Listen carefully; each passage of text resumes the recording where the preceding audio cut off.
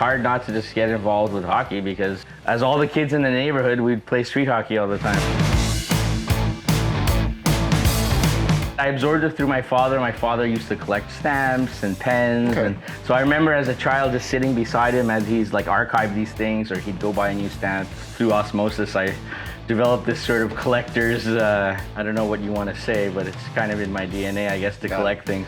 Once I get 2 or 3 of something, my wife cringes because she's like, oh my God, here he goes. Here he goes. Okay. Yeah, here he goes.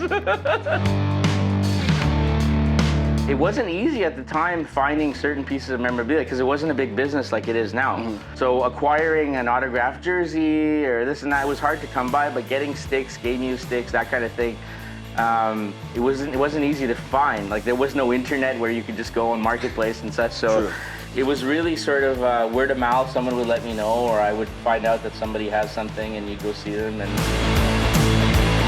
doors have opened basically for me because of the page. I'm not shy to message different players and ask them, hey, would you like to come for a drink and whatnot. So we've been lucky enough to have some Stanley Cup champs, Hall of Famers here. You know, the first player that came by was Gilbert Dion, who won the Cup in '93. He was a pivotal player in the series. I have 15 chairs from the old Forum. This one's rather unique because it's extra wide.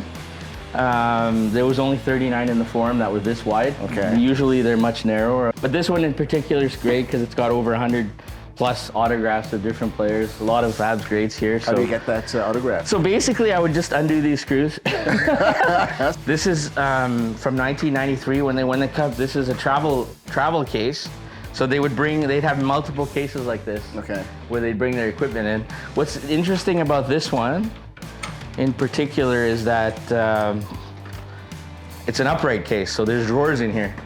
You know, there's casters on the other side, so typically this would be on the floor, but like you could see where the trainers would put certain types of equipment, which is kind of neat. But what I use it for is I put my hockey cards in it. Okay. They're like throwback skates that PK had made for the Winter Classic in 2016. Okay. From when they won the Cup in '93.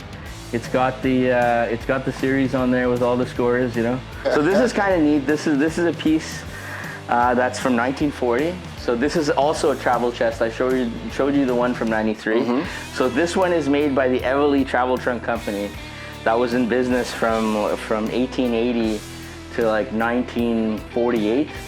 And this is all leather. It's really thick leather, and it's stamped by the Canadians, and it's like Rush #6. So this hung in the original Montreal Forum HABS locker room. It's from the famous line from Flanders Field. You know when the Canadians make the playoffs, they hang these banners out in the Forum in the Bell Center now. So this was from '93. You know, in the euphoria of winning the Cup, the guy grabbed this and took it with him. So now it's here. So once you'd enter your seats, once you'd enter into the Forum, they close the curtain right behind you.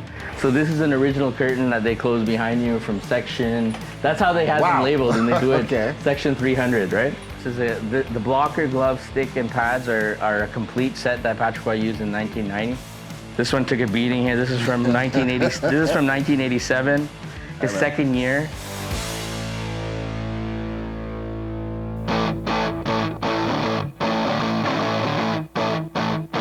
Very, very rarely have I ever bought anything for its potential value. Anything I've bought is because I love it or I want it on display. Really, the real positive thing that's come out of the page is that I've been able to host a lot of charity events. Last year, we raised probably about $25,000 for charity just from this basement, having people over here, choosing a charity, having some players come by, and everyone digging deep in the pockets, like my buddies and stuff. And that's great, I'm proud of that. I always bring up this line that my father-in-law says, you know what, he's in the basement.